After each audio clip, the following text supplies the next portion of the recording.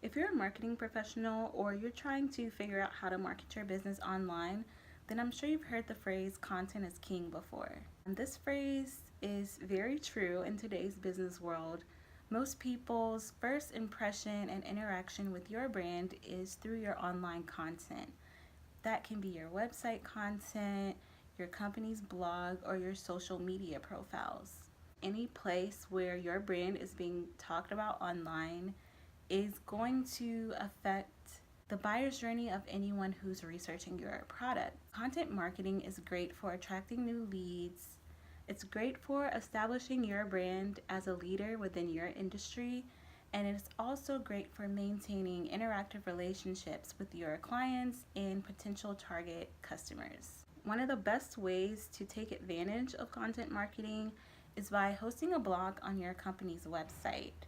This gives you a lot of benefits. I did a blog post on this on my website, and it will be linked down below in the description box. But basically, blogging really gives you a chance to give your brand a voice and speak on the things that are going on in your industry, basically showcasing that you know your stuff. If your product or service is supposed to be solving a problem for a client or a customer, then your blog is a great place to show that potential target that you understand the needs of people that are looking for a similar product or service, and you know how to solve whatever problem they're seeking out your brand for.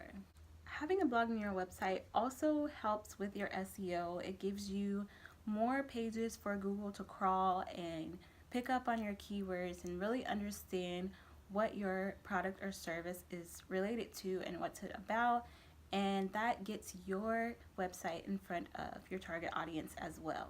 If you've read my blog post or you're just familiar with the concept of content marketing in general, then you may have already started a blog on your company's website, and you may have someone, either you or someone else in your office, that's running that blog. I work as a freelance copywriter and blog content strategist, and just from looking around online at different businesses' websites, I noticed a lot of common mistakes that people are making with their blogs. And in my opinion, when you make these three mistakes, you are basically voiding your return on investment. You're basically wasting your time. You're not going to see the results that you really are striving to see from your blogging efforts if you're not doing it the correct way and in an effective way. So I basically wanted to make a video for people out there who are trying to get their blog up and running for their business. This can also be applicable to anyone who's starting a personal blog. I feel like this day and age, most people that are starting a blog, whether it's for the company that they work for or for their own personal interests, have some aspiration of gaining business from that blog. So these tips are going to be helpful for those who have a blog that they want to convert their audience. Whether you're trying to convert your audience to purchase your product or service, or you're just trying to build an audience for your own brand, your personal brand. If you want to be a social media influencer or a full-time blogger, these tips can help you out too, to make sure that you're offering the best quality content to your audience.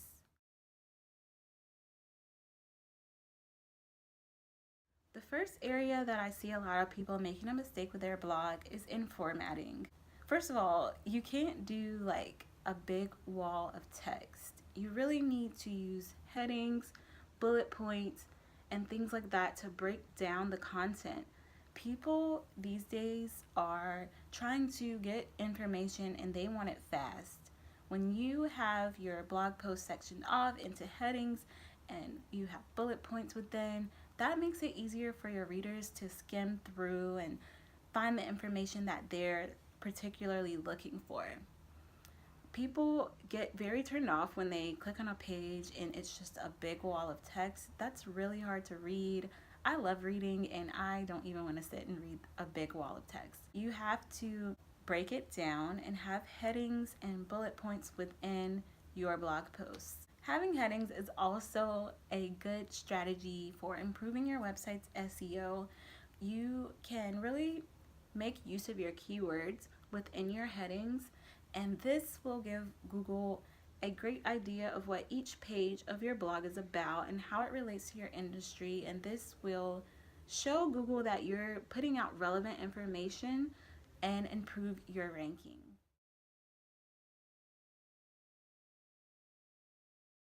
Another area that I see people kind of missing the mark with their company blogs is with the length. Now, a few years ago, I know when I first started working in digital marketing, about 5 years ago, everyone told you, okay, 300 words, that's what you need for your blog post. That information is outdated. And I still see a lot of company blogs with posts between 300 and 500 words. And I know I heard this around the office when I was first starting out. And I think a lot of people are still stuck on that tip from a few years ago, but it's actually outdated now. Google has really changed a lot about its algorithm since then, and now it values quality content over anything. Those old SEO tactics don't work anymore. The 300 to 500 word limit doesn't work anymore. The keyword stuffing, that doesn't work. With Google putting a lot of value on high quality content these days, shorter posts, there's not really much value that you can offer in 300 to 500 words. And I think if there's a topic that you do feel like is only a 300 to 500 word topic, then it's not worthy of a blog post. It needs to either be an infographic or a social media post instead. With the current SEO guidelines of 2019, you really want to shoot for blog posts that are between 1,000 and 2,000 words. You want to be offering quality information within those posts, and it needs to be thorough and in-depth. And your longer posts, you have more of an opportunity to use your keywords in a way that is organic versus keyword stuffing. I see a lot of people with 300 to 500 word posts and it's filled with their keyword, and that is going to actually hurt you more than help you, because it just seems like a way to cheat the system, and Google's really cracking down on that nowadays. Another thing that longer posts do is help with dwell time, and that is something that is gaining importance. Google now wants to see that people are on your page and they're staying there for a longer period of time. That kind of signals that you have quality content on your page. If you have 300 to 500 word short posts, or posts that are just a big wall of text and people are getting turned away, that's signaling to Google that your website is not credible and people are clicking on it and not finding what they want. That in the long run can hurt your ranking. So you really want to stick to 1,000 to 2,000 word high quality posts for your blog. Don't stretch out a topic to make it fit that. Like I said, if it doesn't warrant that many words, then most likely that is not a good blog topic, or you need to combine it with another topic to make it more thorough.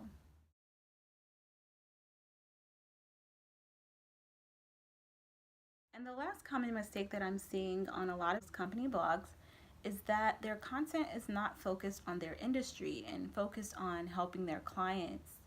I see a lot of people either using their blog as a sales page and every post is just promoting their products or services. And I see a lot of people blogging about information that's not relevant to their potential clients. The old sales rule used to be always be closing. These days it's always be helping. You really want to be providing information that's valuable to your target clients. Blogging is an inbound marketing strategy, so you're more so wanting to appeal to people that are having questions or having some type of challenge that your product or service is solving. Blog posts about your employee of the month or your last holiday party at the office, or like I said, those blog posts that are just blatantly sales, those are not the best things to include. You really want the blog content that you decide to include on your company website to be catered towards meeting those 3 content marketing goals that I mentioned earlier, which are to attract more leads, establish your brand as a leader in your industry, and to maintain interactive relationships with your clients. Focus on problems or challenges that your target audience is facing and show them that you understand where they're coming from and what their needs are in those areas. And then towards the end, that's where you can tie in your brand and say how you can help them. But you really want to be focused on giving information to your target audience. When it comes to establishing your brand as a thought leader in your industry, you really want to focus on talking about industry trends, any latest developments within your industry, the future of your industry. You want to talk about the current practices, the best practices, the expectations, safety, any safety guidelines that might be a big deal in your industry. You basically just want to present yourself as an expert on whatever industry your product or service is within. It builds trust amongst your audience. It shows them that you have the insight to create a product or service that's going to make their lives easier, make their business processes easier. And it shows that you understand the industry that you're working in. If you're a business owner and you've listened to these tips and maybe you just don't have time or you don't know how to create effective content for your company's website, feel free to contact me. I offer freelance writing services to businesses. I mainly focus on B2B businesses, but I've written for a lot of different companies. So definitely would love to help you out if you need it. I will have all my information down below in the description box. And thank you for watching this video. I hope you learned some great information that can help you improve your brand's online marketing strategies.